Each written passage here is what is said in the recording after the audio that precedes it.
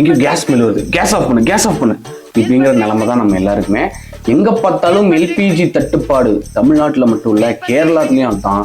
கேரளா மட்டும் இல்ல, இந்தியாலே அதுதான். இந்தியா மட்டும் இல்ல, உலகம் பூரா அப்படிதான் அப்படின்னு சொல்றாங்க. ஏன் அப்படின்னு கேட்டீங்கன்னா, ஈரான்ல நடக்கக்கூடிய போர் தான். நம்ம லாஸ்ட் வீடியோல சொல்லியிருப்போம், ஸ்ட்ரைட் ஆஃப் ஹார்மஸை தடை பண்ணிட்டாங்க அப்படின்னா நமக்கு இந்த மாதிரி பிரச்சனை வரும். நம்ம லாஸ்ட் வீடியோல மென்ஷன் பண்ணியிருந்தோம். அண்ட் அதே மாதிரி அவங்க தடை பண்ணாங்க, அந்த மாதிரி பிரச்சனை வந்துருச்சு. ஸோ இப்போ கரண்டா பாத்தீங்கன்னா உலகத்துல இருக்க அங்கங்க நிறைய நாடுகள்ல எல்பிஜி மற்றும் க்ரூட் ஆயில் சம்பந்தப்பட்ட விஷயங்கள் இருக்குல்ல. க்ரூட் ஆயில் என்னென்ன வரும், பெட்ரோல் வரும், டீசல் வரும். ஸோ இந்த மாதிரி விஷயங்கள் எல்லாமே தட்டுப்பாடாக தான் இருக்கு. ஏன் அப்படின்னா, இந்த ஸ்ட்ரைட் ஆஃப் ஹார்மஸ் வழியா தான் முக்கியமான க்ரூட் ஆயில் ஷிப்ஸும் அதே மாதிரி எல்பிஜி கொண்டு வரக்கூடிய ஷிப்ஸ் எல்லாம் அது வழியா தான் வருது. அதனால இந்த ஒரு பாதிப்பு நமக்கு இங்க தெரியுது.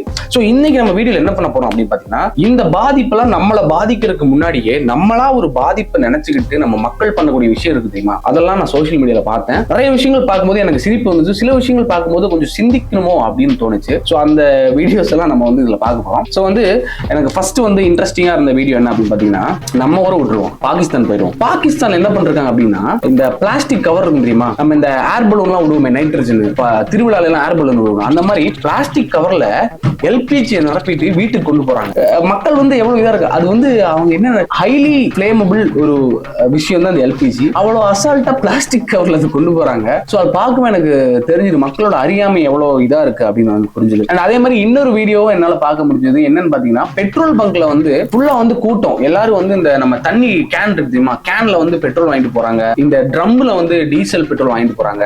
சோ ஒரு ஆள் சொல்றாரு, இந்த மாதிரி யாரும் இதை நம்பாதீங்க, வதந்தி தான், இப்படி எல்லாம் ஒன்னும் தட்டுப்பாடு கிடையாது அப்படின்னு சொல்றாங்க. ஆனா மக்கள் நம்ப மாட்டேங்கிறாங்க. அப்போ இந்தியன் ஆயில் ஒரு போஸ்ட் விட்டுருந்தாங்க, இந்த மாதிரி நமக்கு தேவையான பெட்ரோல் எல்லாம் இருக்கு, ஆனா நீங்க ஆர்டிபிஷியலா ஒரு கிரைசிஸ் உருவாக்கிறாதீங்கன்னு போட்டிருந்தாங்க. சோ இந்த ஆர்டிபிஷியலான கிரைசிஸ் அப்படின்னா என்ன அப்படின்னு பாத்தீங்கன்னா, இப்போ நமக்கு ஒரு 30 நாளைக்கு தேவையான பெட்ரோல் டீசல் எல்லாம் இருக்கு. இப்போ ஒரு ஊர்ல, இப்ப நான் சொல்றேன் பாருங்க, இப்ப கோயம்புத்தூர்ல சுமாரா ஒரு நாளைக்கு ஒரு 1000 லிட்டர் பெட்ரோல் செலவாகுதுன்னு வைங்களேன். இப்ப நம்ம கிட்ட அந்த ஒரு நாளைக்கு 1000 லிட்டர் அப்படின்னு கணக்கு பண்ணா 30,000 லிட்டர் வேணுமா, அந்த 30,000 லிட்டர் இருக்கு நம்ம கிட்ட, 30 நாளைக்கான தேவையானது இருக்கு. இப்ப இந்த ஆர்டிபிஷியல் கிரைசிஸ் எப்படி வரும் அப்படின்னா, நம்ம ஏதோ ஒரு வதந்தியை நம்பி, ஐயோ பெட்ரோல் விலை ஜாஸ்தி ஏறுமோ, பெட்ரோல் கிடைக்காதுன்னு நினைச்சு ஒரு நாளைக்கு 1000 லிட்டர் செலவாகிற இடத்துல நம்ம போய் எக்ஸ்ட்ரா வாங்குறவங்க பேர்ல 5000 லிட்டர் செலவு பண்ணு வைங்களேன். நம்ம கணக்கு பண்ணிருந்து இந்த 30 நாளோட கணக்கு ஃபுல்லா கொலாப்ஸ் ஆயிரும். சோ ஒரு கிரைசிஸே இல்லாம நம்மளே ஒரு கிரைசிஸ் ஆயிருமோ நினைச்சு நம்மளே ஒரு கிரைசிஸ் உருவாக்கிக்கிறோம். சோ இது ஒரு லூப் மாதிரி தான் இருக்கும். பிரச்சனை எங்கேயுமே இல்லை. நீங்க நார்மலா இருந்தீங்கன்னா அது பாட்டுக்கு நார்மலா ஓடும். கொஞ்ச நாள்ல நம்ம எல்பிஜி வெளியே இருந்து வர வச்சிரும். ஆக்சுவலி இந்த வீடியோ நம்ம ஷூட் பண்ண டைம்ல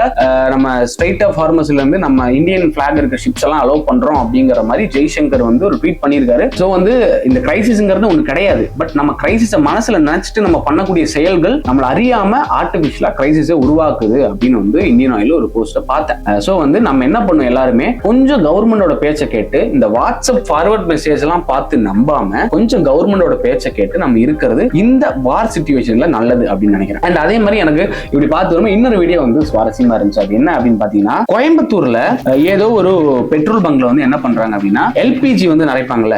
சோ எல்பிஜி கேஸஸ் நிறைக்க வச்சிட்டு இருக்காங்க. லைனா கியூல எல்லாரும் நிக்கிறாங்க. நிக்கும் போது ஒருத்தர் ஒரு நியூஸ் ரிப்போர்ட்டர், அவர் வீடியோ எடுக்கும் போது எல்லாம் ஏன் வீடியோ எடுக்கிறீங்க அவரை கேக்குறாங்க. அவர் சொல்றாரு, இந்த மாதிரி இல்ல நான் இல்ல, நீங்க எடுங்க, நீங்க எல்லாம் நிரப்பிட்டு போங்க, நான் சும்மா வீடியோ மட்டும் எடுத்துக்கிறேன் அப்படின்னு அவர் சொல்றாரு. இவங்களும் அவரை பார்த்து மிரட்டுறாரு, ஏங்க அங்க கேஸ் இல்லாம குழந்தைங்களாம் சாப்பாடு எல்லாம் சாகுறாங்க, அதெல்லாம் பார்த்தா அவனுக்கு தெரியாது, அவனுக்கு இன்னும் வீடியோ எடுக்கிறியா நீ சொல்லி அவரை மிரட்டுறாங்க. ஆனா அந்த வீடியோ பார்க்கும்போது எனக்கு என்ன தோணுச்சு அப்படின்னா, அங்க இருக்க யாருமே வீட்டுல பாத்துக்கணும்னு வந்த மாதிரி எனக்கு தெரியல. நல்ல ஹோட்டல் வச்சிருக்கவங்க, இந்த காளான் கடை வச்சிருக்கவங்க, ஃபாஸ்ட் ஃபுட் வச்சிருக்கவங்க தான் அந்த லைன்ல நின்ற மாதிரி எனக்கு தெரிஞ்சுது. சோ இந்த மாதிரி பிரச்சனை இப்ப வருது.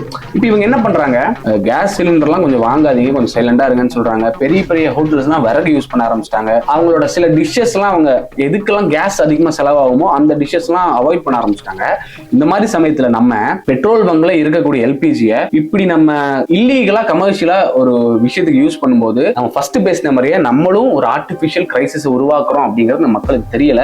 அதை எப்படியாவது நம்ம இந்த வாட்ஸ்அப் ஃபார்வர்ட் மூலமா தெரிய வைக்கணும் அப்படின்னு நான் நினைக்கிறேன். அண்ட் நீங்க இந்த வீடியோ பார்த்துருந்தீங்க அப்படின்னா, தயவு செஞ்சு உங்க வீட்டுல இருக்கவங்களையோ இல்ல உங்க வீட்டுக்கு பக்கத்துல இருக்கவங்க கிட்ட எல்லாம் சொல்லுங்க, இந்த மாதிரி கிரைசிஸ் இன்னும் ஆரம்பிக்கல, பட் நம்மளா ஒரு கிரைசிஸை உருவாக்கிற வேணாம் அப்படிங்கறத சொல்லுங்க. வாட்ஸ்அப் ஃபார்வர்ட் மெசேஜை நம்ப வேணாம்னு முதல்ல சொல்லுங்க. ஸோ அதே மாதிரி வந்து ஆன்லைன்ல வந்து நிறைய வீடியோஸ் நமக்கு வருது இல்ல, கியூ நிக்கிற மாதிரி வீடியோஸ். அதுல வந்து நார்த் இந்தியால எங்கேயோ வந்து கியூ நிக்கிறாங்க. ஸோ அந்த வீடியோ நான் பார்த்தேன். அது வந்து சுமார் ஒரு ஊரே நிக்குதுன்னு நினைக்கிறேன். அப்படியே வளைஞ்சு அப்படியே ரோடு மொத்தமா சிலிண்டரை வச்சு சிலிண்டர் மேல எல்லாம் உட்காந்து வெயிட் பண்ணிருக்காங்க. எங்க வெயிட் பண்ணிருக்காங்கன்னா அது ரீஃபில் பண்ற இடத்துல வெயிட் பண்ணிருக்காங்க. இப்போ என்னோட டவுட் என்ன அப்படின்னா, நிஜமா இவங்களுக்கு எல்லாம் சிலிண்டர் காலி ஆயிடுச்சா, இல்ல சிலிண்டர் காலி ஆயிரும் இவங்களே நினைச்சு எக்ஸ்ட்ரா ஒரு சிலிண்டரை ஃபில் பண்ணிக்கலாம் அப்படின்ட்டு வராங்களா அப்படிங்கறத என் கேள்வி. ஒருவேளை இப்ப நம்ம ரெண்டாவது சொன்ன மாதிரி இருந்துச்சுன்னு வைங்களேன், திரும்ப இவங்க என்ன பண்றாங்க, ஆர்டிபிஷியலா ஒரு கிரைசிஸை உருவாக்குறாங்க. அதாவது ஒரு சிலிண்டர் இருக்கா, ஒரு மாசத்துக்கு தாக்கு பிடிப்பீங்களா, ஒரு மாசத்துக்கு தானே வெயிட் பண்ணுங்க, கவர்மெண்ட் ஏதாவது கொடுக்கும். ஆனா நம்ம ஆளுங்க அப்படி இல்ல, இந்த ஒரு மாசத்தோட முடிஞ்சது, இதுக்கு மேல சிலிண்டரே வராது, உனக்கு கேஸே கிடைக்காது, சாப்பிடவே முடியாது அப்படின்னு சொல்லிட்டு நம்ம ஆளுங்க இப்படி அவசரப்பட்டு பண்ணக்கூடிய இந்த முடிவுகள் வந்து பெரிய விளைவுகளை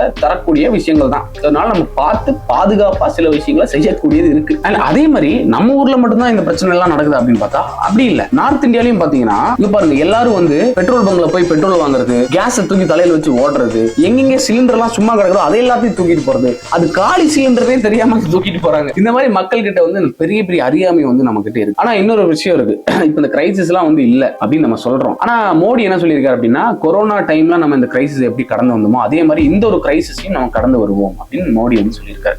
சோ அதை வச்சு பார்க்கும்போது இந்த ஒரு விஷயம் வந்து நமக்கு வந்து கிரைசிஸா மாற போகிறது. ஆனா அது இன்னும் இப்ப மாறல, பட் நம்ம தான் அதெல்லாம் சேர்ந்து மாத்திக்கிட்டு இருக்கோம் அப்படின்னு தோணுது. இன்னொரு மெயினான ஒரு பஞ்சாயத்து வரப்போகுது. அது என்ன அப்படின்னா, இப்ப நீங்க இந்த வீடியோ பாக்குறீங்க தெரியுமா, இனி கொஞ்ச நாள் உங்களுக்கு இந்த வீடியோ கூட பார்க்க முடியாத மாதிரி போகலாம். இதே நிலைமை தொடர்ந்து போச்சுன்னா. ஏன் அப்படின்னா, நிறைய நம்ம இந்த நெட்வொர்க் சென்டர்ஸ்லாம் இருக்குல்ல, அவங்களோட இந்த நிறைய மெஷினரிஸ்லாம் வந்து எல்பிஜிஸ்ல தான் ரன் ஆகுதாமா. ஸோ அங்கேயும் வந்து எல்பிஜி தட்டுப்பாடு இருக்கனால நமக்கு வந்து மொபைல் டவர்ஸ் ஒருவேளை வந்து ப்ராப்பரா ஒர்க் ஆகாம இருக்கலாம், நமக்கு வந்து செல் டவர்ஸ் கிடைக்காம இருக்கலாம் அப்படிங்கிற கூடிய ஒரு இன்ஃபர்மேஷன்ஸ் இப்ப வர ஆரம்பிக்குது. நம்ம வந்து அதையும் எதிர்பார்த்து கொஞ்சம் ப்ரிப்பேர்டா இருங்க. இதுக்குன்னு சொல்லிட்டு எங்கேயாவது வைஃபை ரூட்டர் இருந்தா அதை புடிங்கி வந்து வீட்டுல மாட்டாதீங்க, ஒன்றும் பண்ண முடியாது. ஸோ வந்து கைஸ், நான் என்ன உங்ககிட்ட சொல்லணும் அப்படின்னு நினைச்சேன் அப்படின்னா, எங்கேயோ நடக்கிற போர் வந்து நம்ம கிச்சன் வரைக்கும் ரிஃப்ளெக்ட் ஆகுது அப்படின்னா அது உண்மைதான். பட் நம்ம கண்ட்ரி வந்து சஸ்டைனபிளா நமக்கு தேவையான கொஞ்சம் எனர்ஜிஸை நம்ம வச்சிருக்கோம். அண்ட் ஆல்ரெடி நம்மளோட ஃபாரின் மினிஸ்டர் எல்லாம் ஈரான் கூட பேசிட்டு அங்க எடுக்க வேண்டிய நடவடிக்கை எடுத்து நமக்கு என்ன தேவையோ அதை வந்து பண்றாங்க. இப்ப நம்ம மற்ற நாடுகள்லாம் வந்து என்ன சொல்றாங்க அப்படின்னா, நமக்கான தேவையான எல்பிஜிஸ் தரோம்னு சொல்றாங்க,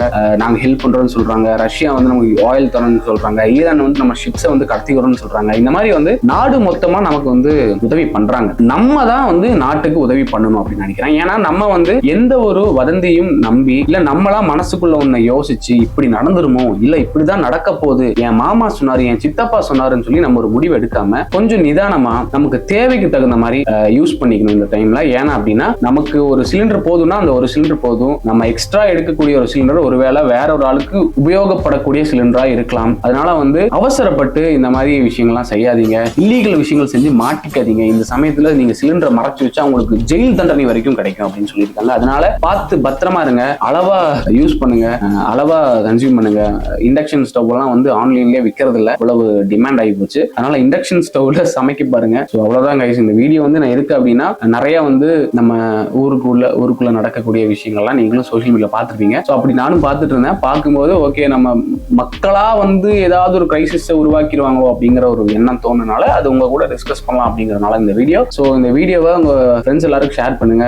உங்க ஃபேமிலியிலயோ இல்ல உங்க பக்கத்து வீட்லயோ யாராவது இந்த மாதிரி வாட்ஸ்அப் வதந்திகளை நம்பி செயல்படுற ஆளுங்க இருந்தாங்கன்னா அவங்களுக்கு இந்த வீடியோ மறக்காம ஷேர் பண்ணுங்க. நம்ம சேனலுக்கு புதுசா வந்தீங்க, சப்ஸ்கிரைப் பண்ணி இந்த வீடியோ லைக் பண்ணி ஹைப் பண்ணி உங்க ஃப்ரெண்ட்ஸுக்கு திரும்ப அனுப்புங்க. இன்னொரு வீடியோல சந்திப்போம். அதுவரை நன்றி, வணக்கம்.